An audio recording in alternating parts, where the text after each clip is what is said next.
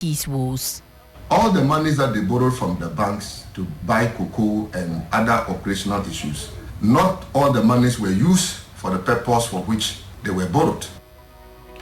Also, mobile money agents in the country face end of today deadline to link accounts with Ghana Card or TIN or risk deactivation.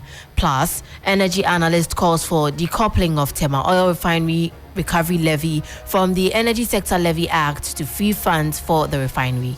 Make sure that TOR gets its own source of funding to perform its traditional function of refining. My name is Manu Afful.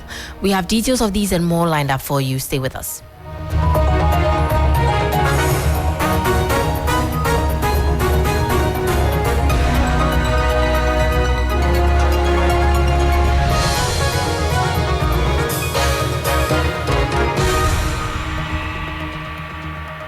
Thank you for your time. In our first story, a professor of finance at Gimpa Business School has raised management issues for the challenges of PBC. According to Professor Ebenezer Nafo, the woes of PBC could be attributed to poor corporate governance. PBC, a once vibrant licensed cocoa buying market leader, is struggling to stay afloat. A consortium of banks confiscated some assets of PBC after it secured a court order to sell some of the company's assets over non-payment of debt running into more than 300 million cedis. The produce buying company PBC's market share declined from 30.88% in 2016 to 8% in 2021. The company lost 1.9 billion cedis within a period of 4 years. PBC in January 2022 also wrote to the Ministry of Employment about its intention to restructure the company, including downsizing its staff, citing prevailing financial and operational downturns. Professor Ebenezer Nafo blames poor management practices for the company's woes. Not adhering to the principles of good corporate governance. The truth of the matter is that all the monies that they borrowed from the banks to buy cocoa and other operational issues, not all the monies were used for the purpose for which they were borrowed. Professor Nafo wants the board of PBC dissolved and the company's management replaced immediately. When you have a board that has been there for a very long time, they tend to compromise. So the board need to also be, replaced. And also, monies that they were borrowed, diverted to people's, pockets. We have instances where their district managers are giving money to purchase cocoa in their very districts. And they end up buying less than the quantity that the monies were given to them to buy. At the end, they give the excuse that there was shortage of cocoa.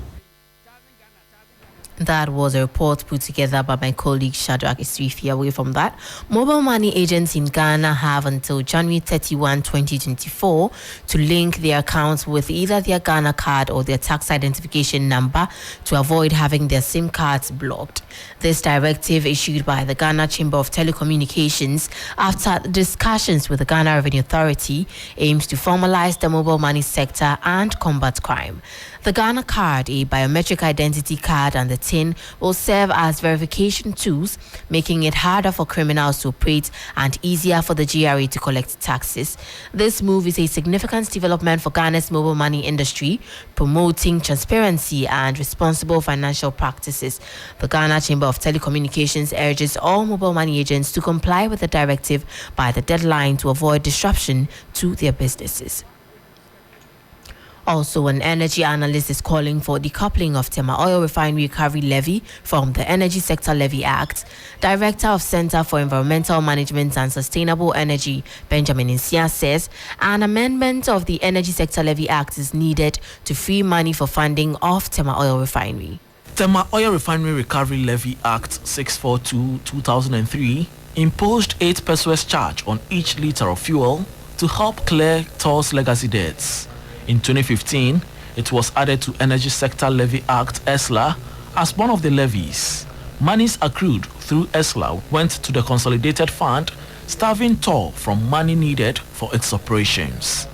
This is because the monies from the Consolidated Fund are applied to other expenditures deemed priority by government.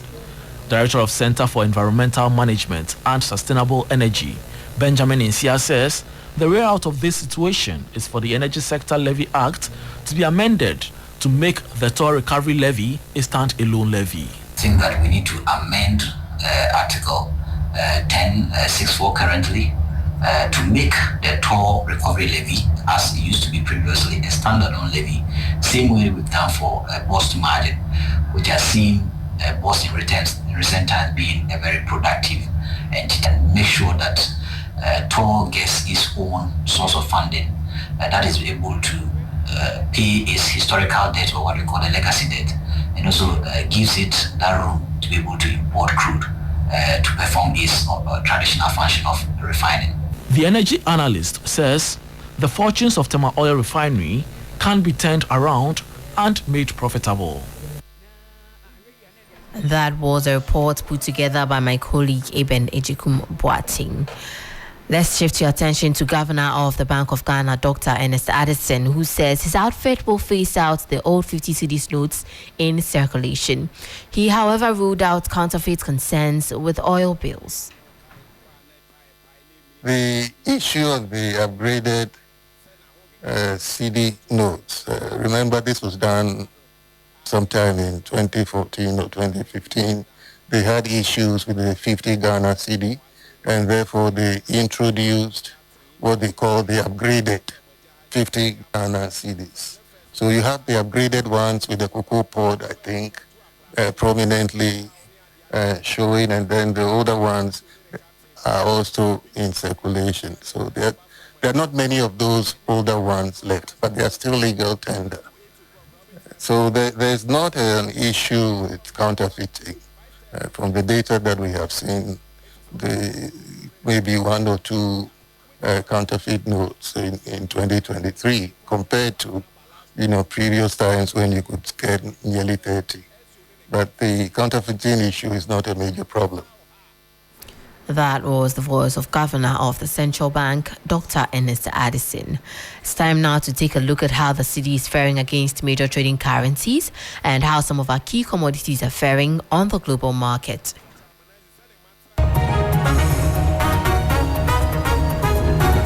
On the interbank foreign exchange market, where banks trade amongst themselves, the dollar is selling at 12 cedis per pesewa. It recorded no price change. The British pound gained a pesewa, selling at 15 cedis, 23 pesewas. The euro gained 5 pesewas, selling at 13 cedis, 3 pesewas. However, be guided that these figures will be higher at a forex bureau near you. On the global commodities market, Brent crude oil is up by 0.92%, selling now at about $83 per barrel.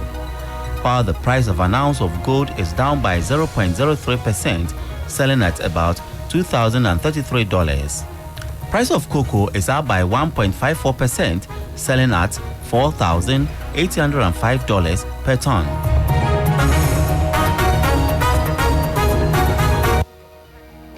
That was an update from the Forex and commodities markets, ending business news on Sunrise. For more business stories, please check out our website, www.3news.com. My name is Manu Afful. Do stay tuned. Sunrise continues with Johnny Hughes. Good morning, Johnny. Hello, Manu. How are you doing? I'm all right. How are you? I'm fine. How was your night? I'm quite sure that. Did you eat the fufu yesterday? No, unfortunately, but I'm looking forward to eating fufu before Sunday. Two explanations. You go explain, Taya. Now you are explaining. But I mean, Blank City is here. Auntie Phyllis there. Paloma is down there. Right. Too many fufu joints. The one behind Flagstaff House, the GBC joint. I'm not too comfortable eating fufu outside. I like to eat in the comfort of my home. You want to prepare it yourself? Yes. So you do a worker or somebody will do it for you? No, I'll do it myself. You do it yourself? Yeah. No, okay. I see. So you want to eat fufu prepared by you? Yes. But I'm told that the one at the choba is usually the sweat from those pounders. It adds a certain nutrient to it that you can't. Is that that's mistake? That's what they say. Yeah, but that's what we know. I don't know. Have a nice day. Have a nice day, Jenny.